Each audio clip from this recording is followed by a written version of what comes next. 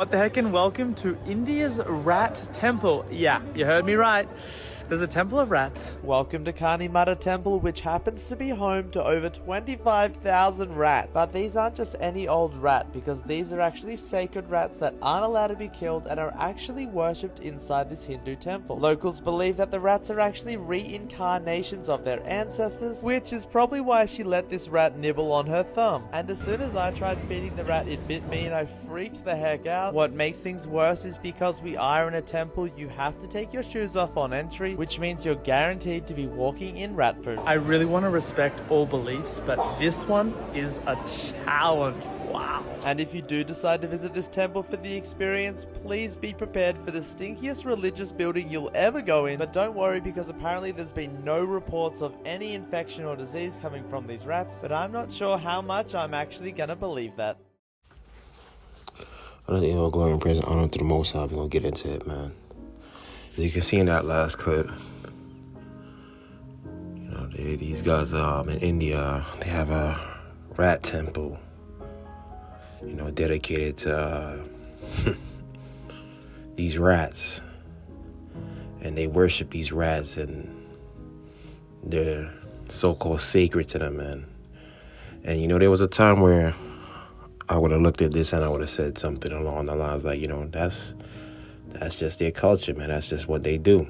But when you come in to understand the scriptures, you see that these guys are being led astray by a certain spirit, man. And that's what we're going to get into today. So we're going to start off in the book of Jubilees, man. Chapter 15, verse 31 and 32. And we're just going to go with the highlighted parts that I highlighted or underlined in red. So right here it says, "For there are many nations and many peoples, and all are his. And over all he hath placed spirits in authority to lead them astray from him." Verse 32, "But over Israel he did not appoint any angel or spirit. For he alone is their ruler, and he will preserve them and require them at the hand of his angels and spirits, at the hand of all his powers, in order that he may preserve them and bless them, and that they may be his, and he may be theirs from henceforth forever." So you see right here, Jubilees is telling you that there are certain spirits placed over the other nations that lead them astray from him. And I believe this has something that goes back to the Tower of Babel, when the tower was broken down, and everybody all the languages was confused, and everybody was scattered, and people went one way and others went the next, and they took their gods and their religions with them. I think this has something to do with it. And we know back then, if you read the book of Joshua, it tells you that Hebrew was the only one that didn't bow down in that time when everybody else did. So, but it just tells you right here that there's spirits that lead the other nations astray from him. You know what I mean? There's certain spirits that govern over certain, nations, except for the children of Israel. So let's keep going. So 1 Timothy chapter 4, verse 1, it said, "Now the Spirit speaketh expressly that in the latter times some shall depart from the faith, giving heed to seducing spirits and doctrines of devils," man. So seducing spirits and doctrines of devils. So right here you can see that, or in that video clip that you just watched, there's a spirit over these people, man. That's leading them astray. Because the Most High is not over that. He's not over that. He's definitely not over that, and he's not into that kind of stuff. And you can see, and right here you can see this is exactly what Adam and Eve did. They didn't eat an apple. I did a video on this, many years ago, showing you that, look, it was a seducing spirit that came onto them and led them astray. And they ate false doctrine, lies. I think when they were seduced by a spirit, that's what they did. They bowed down to the fallen angels. And you see, this is what many of the other nations do. And like I said, Adam and Eve, look, they did have the truth. They had the truth. But that seducing spirit was powerful, and they fell for that lie. But they had the truth. They knew the truth. You know, so like the scripture said, if you don't believe the truth, you're going to be given over to the lie. You know, oh man, and you see that's what's really happening in that video, and I'm going to show you, you know, how the Most High, he does control both sides, the left hand side and the right hand side. You know, so we're going to start in the book of in the book of Kings. First Kings chapter 22. I'm gonna start from verse 23, verse 20 on down to 23. And you know, this is about the time where you know, King Ahab, they wanted to go to war with the Syrians. And you know, it's customary before they go to war to consult with the prophets and, you know, ask them, you know, is the Most High in favor of this? Are they going to win? You know, it was you know, that was the wise counsel that they took before they went to war to find out if they was going to win. And we know King Ahab was wicked. So let's just read here and see what the Most High did. You know, we know the Most High did not like King Ahab. So right here, and the Most High said, who shall persuade Ahab that he may go up and fall at Ramoth Gilead? And one said on this manner, and the other said on that manner. And there came forth a spirit and stood before the Most High and said, I will persuade him. Verse 22, and the Most High said unto him, wherewith? And he said, I will go forth and be a lying spirit in the mouth of all his prophets. And he said, go, thou shalt persuade him, and prevail also, go forth and do so. Verse 23, now therefore, behold, the Most High hath put a lying spirit in the mouth of all these thy prophets, and the Most High had spoken evil concerning thee, man. So you see, the Most High, this right here shows you that he still controls both sides. Like I said it before, if you don't want to believe the truth, you're going to be given over to the lie. You know, and Ahab was given the truth, and he didn't want to listen. We're probably going to show you that in a few seconds, man. So a lying spirit in the mouth of all his prophets, man. That was a seducing spirit that came and persuaded all his prophets. You know, who weren't prophets of the Most High anyway. I mean, they were already seduced by that spirit. So let's keep going. Let's go up a few more verses and see what's happening. You know, we're gonna go up a few more. So this is a few verses up. You know, because we read from 20 on down to 23, but this is the same chapter. You know, but we're just gonna read from verse 6 now.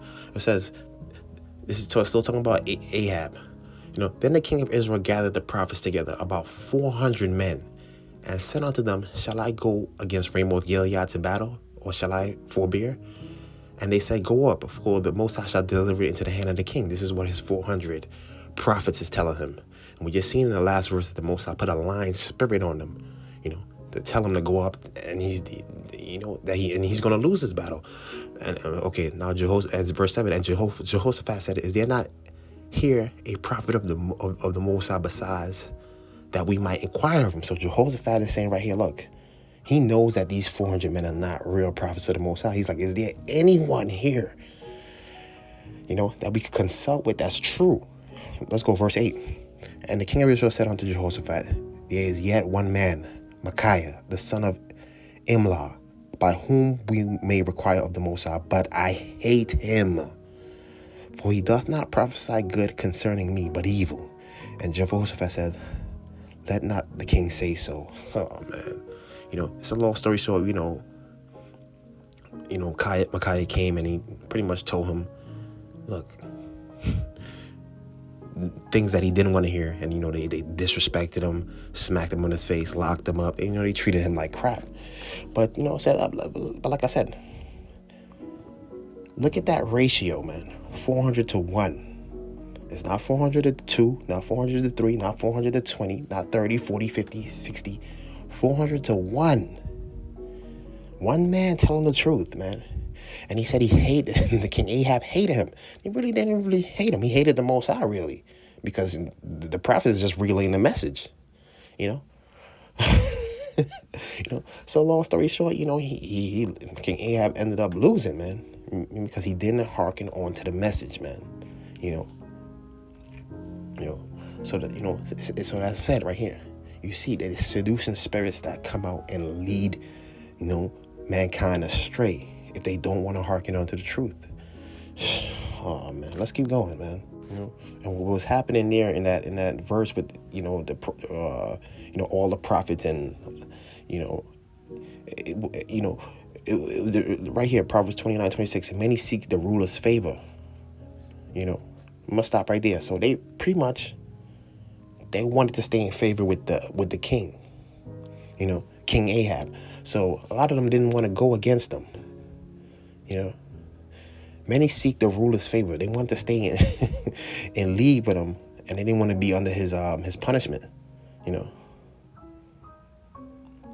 Well, this is why, a lot of them were led astray too. Well, oh man. So you see, this is kind of what's happening there. They want to be in friendship with him, because like I said, being in close friendship with the king, it comes with certain things, Oh man.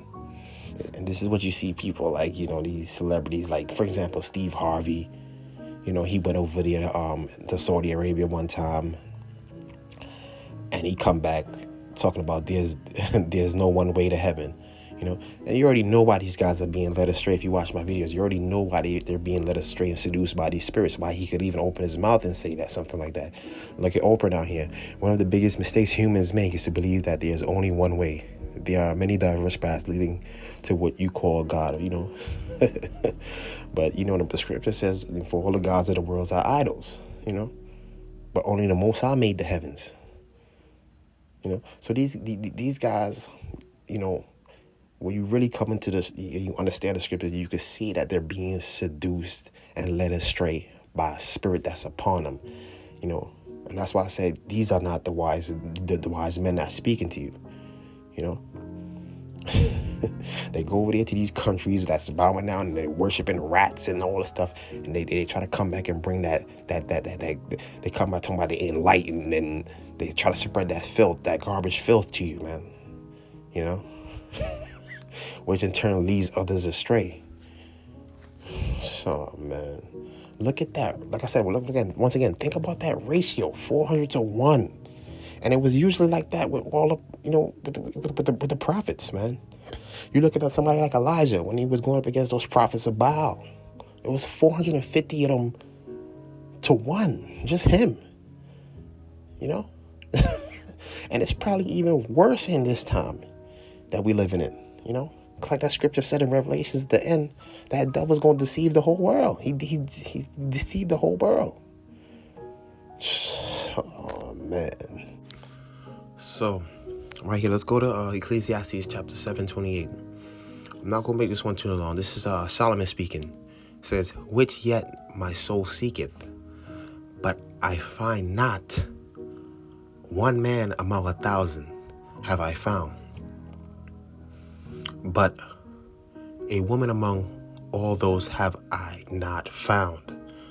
So Solomon right here, we know he went astray because of him letting those this women of the other nations influence him. But he's saying right here, he said he's found one man among 1,000 he have found, but a woman among all those have I not found. Meaning, look, Solomon dealt with a lot of women of the other nations, which the Most High advised him not to do.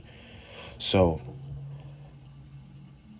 Solomon, he knew the Most High. Solomon knew the Most High. So that one man is him. But he's saying that with him dealing with all these women of other nations, none of them knew the Most High. None of them knew the Most High like he knew the Most High, even though they influenced him and led him astray. It was just him. He said, which yet my soul seeketh. He was seeking, but he didn't find any. So that's one out of just him. Out of all the women he dealt with, out of thousands of women that he dealt with, none of them knew the Most High. We know it's probably a little different today. That was his time because the gospel is spread, and it's more accessible. But that's crazy. That shows you. I said once again, look at that ratio, man. He said he didn't find none, and these women did lead him astray, which made the Most High turn his face against them. Because they were already being led astray by those spirits, like it showed you in Jubilees. There's spirits that govern the other nations. This is why you see them bugged out and worshiping all these, these crazy stuff. Adam and Eve had the truth. Like I was saying before, they chose to go against it. And they were led astray. So, I showed you right there in the story with Ahab. The Most High, there's spirits, he still controls everything. There's spirits on the left-hand side and there's spirits on the right-hand side. And he could use them, if you don't want to listen, to lead you astray, man. And like I said, 9 times out of 10, it ain't gonna be it's not gonna be a lot of people.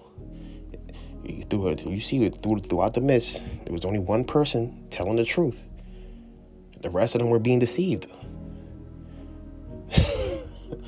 Oh man, and you see that today, bro. It's so many, like the scripture, like Yeshua HaMashiach said, like it's gonna be many false prophets, man. And these guys like Steve Harvey, they go over there, like I said before, and they already, they're already being led astray. These guys already bow down to the beast, and and the things that come out their mouth is foolishness if you understand the scriptures, and you could just tell they're being led astray by by these seducing spirits, man.